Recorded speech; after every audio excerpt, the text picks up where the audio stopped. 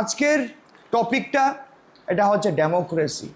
Democracy কি, what is democracy, গণতন্ত্র কি সেটা জানার আমরা this is part of our syllabus. আমরা চেষ্টা করব কি করে সেটাকে আরও ভালো করে জানা যায়।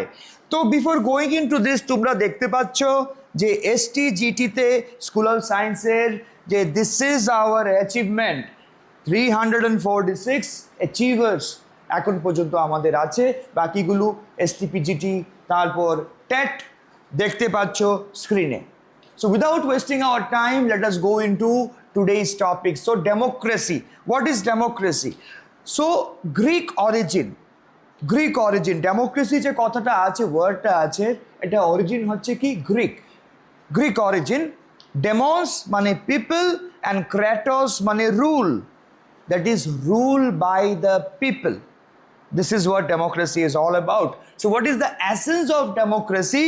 A system where citizens either directly or through their elected representatives take part in the governance.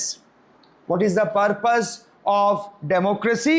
Purpose of democracy to protect equality, to protect liberty, to protect justice and dignity of every individual in the society. Like for example in India, during Lok Sabha election, people elect their MPs, the members of parliament, who form the central government and make laws. Okay? So this is a very good example of democracy. The next one, the features of democracy. As you know, India, the largest democratic country in the world. The first one is popular sovereignty. That is, people are the ultimate authority. So, if you go through the preamble of our constitution, it starts with we the people of India. It means what? What it is indicating? That we the people, we are the source of the Indian constitution. So, people are the ultimate authority. Then we are having universal adult franchise. What do you mean by this? That is, every adult citizens above 18 years of age has the right to vote, regardless of caste, gender or wealth. Then the next one, rule of law, that is no person is above the law. So if a minister, let's say, violates traffic rules, so he is liable to pay a fine just like any other ordinary citizen, Then we are having separation of powers. So there are three organs of the state: legislature to make laws, executive to implement laws, to execute laws, and judiciary to interpret laws. So what democracy is ensuring? Democracy is ensuring that there should be proper separation of powers between legislature, executive and judiciary, keeping checks. Then independent judiciary. Democracy is ensuring independent judiciary or independence of judiciary. Always remember, in India, we are following the principle of integrated and independent judiciary. So this is part of our basic structure doctrine also. So independent judiciary, it protects rights and ensures justice for the citizens. Then democracy is also important for free and fair election, that is regular elections by impartial body, like we are having Election Commission of India. Good example. Then multi-party system. In India, you will come across numerous political parties. So it encourages choice and diversity of opinions. Then the next one, fundamental rights and duties. It protects the freedoms of the citizens. And then comes freedom of press and civil society. As you know, press is said to be, or media is said to be, the fourth pillar of the democracy. So it ensures transparency and accountability. Now the next one comes, the next slide, let us go into it, that is need for democracy. What is the need for democracy? So it protects the rights and freedoms of the people. It prevents misuse of power through checks and balances. Misuse of power, okay? Checking arbitrariness, that is uncontrolled misuse of the discretionary power.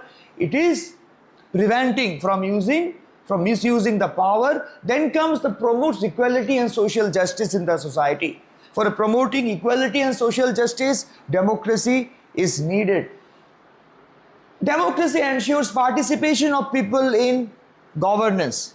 Democratic participation of people in governance. Like you are having the right to vote. This is a very good example of democratic participation of you in the democratic process. Then it allows peaceful transfer of power. Okay. You can see after the general election. Okay. So peaceful transfer of power then provides legitimacy to the government.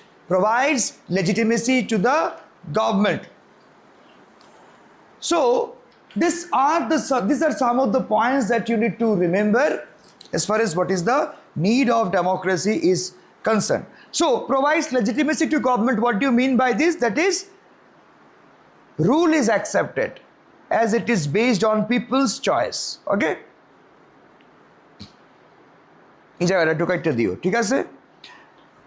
Like for example, in 2014, India witnessed smooth transfer of power from UPA to NDA after elections, reflecting what? Reflecting the democratic maturity of India.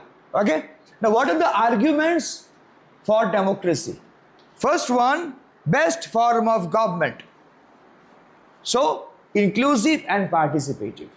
It is inclusive and participative. Like for example, farmers, workers, minorities, all influence the policies through voting process. Then accountabilities, that is, leaders are answerable to people. Like sitting MPs often lose elections. Why? If people are dissatisfied with their performance. Then peaceful and stable. Regular elections ensure stability. Elections provide a mechanism to change governments without violence. Peaceful and stable. Instead of strict fights, parties contest the election. Then protects minorities, that is, rule of law safeguards all sections. What do you mean by this? Protecting the minority, that is, constitutional safeguards. Constitutional safeguards prevent domination by the majority. So Article 29 and 30 we are having in the fundamental rights. Good example of it.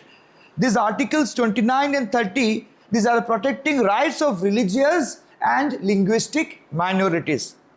The last one, dynamic and adaptive. What do you mean by this? Democracy evolves with society's needs. Like for example, laws like RTI Act of 2005 or let's say GST Act of 2017, all these legislations are showing flexibility to adapt to the modern challenges. Okay, so these are the